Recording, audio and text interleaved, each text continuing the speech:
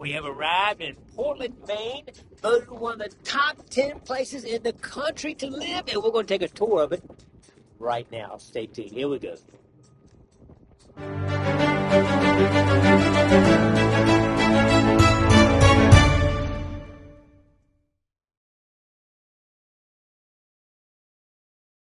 All right, we've arrived in Portland. We're going to go on an excursion through Carnival called the Best of Portland and Kennebunkport. So that's what we're getting ready to do right now. We're going to be boarding the bus in just a few. We'll check it out. My name is Marcia Foot, just like your foot with an E at the end of it, Marcia Foot. And I've said to people, if you're old enough, you can call me Marcia. Okay, so that's fine. Andy will go slow. If you missed it, I'll tell you what it is. It's a rock with a plaque. But anyway, that is, we'll talk about him later, or as we go. We're going to see 4 things of this gentleman, Maine's most famous poet. And his name is Henry Wadsworth Longfellow. Do you know him? It's now a city park. I want to talk about 2 structures that you can see and one that you can't see. I'll do the one that you can't see first. There's a cannon down by the water, but it's our namesake, and we're happy to have it back. Do you know the expression, remember the Maine? Yes. Anyone ever heard that? Yeah. So that was the battleship Maine that was sunk in Havana Harbor, Cuba in 1898, and we're happy to have one of the cannons back from that as well. The next thing is, not these cannons, but I don't know if the tree, but there's a structure sort of on the on the right-hand side. It's about 1 o'clock my time. It has a U.S. flag flying. Not the flagpole, but you want to pull up maybe just a little bit, Andy? I don't know if we have some space where the bike racks are. We can pull in there for a second. Anyway, and because I'm also going to talk about the fort. But the structure there with the flag flying is our other namesake that we're happy to have, and that's the main mast, the navigation bell, and the navigation shield from the cruiser, the USS Portland. And this saw service in the Pacific Theater during World War II. It won a number of battle stars. The Japanese surrendered truck TRUK Island. They also did a verbal surrender, not the Missouri in Pearl Harbor with the written surrender, but there. And we're, okay, hold on one second because they're going to do the fort too. He's pulling up here. So we're happy to have that back. And then I want to talk about the fort that's in the water, and you may have seen that. It was started about 1858. It wasn't built for war purposes. It's called Fort Gorgeous. Not because it's good looking. It was actually named for an Englishman, Ferdinand Gorges. So it's never seen anymore. It was built right before the Civil War, but not for that purpose, as I just said. By the time they finished it, about 6 years later, the Navy had developed long-range artillery that could fire in farther than the cannons could shoot out of here, so it was sort of rendered useless. Also, the cannons got bigger and the slats there are so narrow it wouldn't fit the cannons. So nothing's ever been fired out of there. Just want you to know, at any time from 1860, through all the world wars and everything else. It's called the Portland Observatory. I can see it's open now because there's people up on the balcony. And it is a signal tower. So what's a signal tower? In 1807, a sea captain named Lemuel Moody, he had a high-powered telescope, and he could see out to sea about 25 miles. Civil War monument. And this is Monument Square. Again, real simple name. People don't realize that per capita, more soldiers from Maine served in the Civil War than from any other state, north or south. Isn't that remarkable? You think of Maine as being really removed in the northeast part of the country, but we had 60,000 soldiers in the Civil War, including 4,000 right here from Portland. So this is a, do I have any Civil War buffs? Have you ever heard the name Joshua Chamberlain? No, anyway.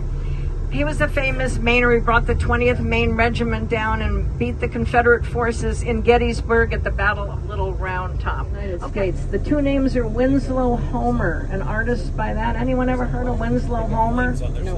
No? Yes? No. Well, anyway, he painted seascapes, and his home and studio are just down the coast, about 50. Longfellow, purposely facing down the street, so he'll always see his boyhood home. Isn't that nice?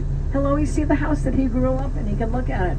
And in the winter, we take Henry, we put a hat, gloves, and a scarf around him because, you know, it gets cold in Maine in the winter. We've got to keep him warm. Now, the wonderful story I want to tell you is about the pedestal. He became, he went to Bowdoin College. He later went down to Massachusetts. This is called the Casco Bay Bridge. It's going to go from Portland to the city of South Portland on the other side. Do you see on your left-hand side these containers that say Eames Skip on it? Yeah. And there's some on the right-hand side. Yeah. This is sort of funny to show you how small Portland is. That's our entire port, 2 cranes. And if you live in Long Beach or any place else that has a port with more than 2 cranes, I'm sure you do. That's it, right there. This is a Catholic church. When they put the steeple up with the tile, the bottom picture is called the Agony of Christ. Do you see that right there? And as soon as that was done, it caused so much, I don't know, just furor, and people were extremely upset about this, extremely upset. So the church immediately, you can see in the ground there where it's sort of bare, they planted a tree right in front of the face there. Well, that's the question. And it went up to the crown of thorns. It was bushy. It just covered that one face. Well, I've lived here 45 years. Most of my life I've lived in Maine. I was not born here. I was born in Albany, New York. But anyway, and my street, like you said, my house is just less than a mile away. And just about 2 years ago, I drove around the corner and the tree was gone. They had taken it. And I think rightly so. I think the church finally said, this has been up for so many years. If that's not the symbol of Christianity at this Catholic church, I mean, what is? You know, and... All right, the bus has stopped, so we can go visit the Portland Lighthouse, the most photographed lighthouse in the United States right here. We'll go ahead and check it out right now. Here we go. Man, this is beautiful. Got a little bit of sun coming out here. There's the most photographed lighthouse in the United States right there. You come over here, you actually see another little lighthouse right there in the center of the harbor right there. And all the rock and everything right here. It's just beautiful. That is gorgeous. All right, we're going to get on the bus now and head to our next stop. Up to see Bush's home, I think. Here we go.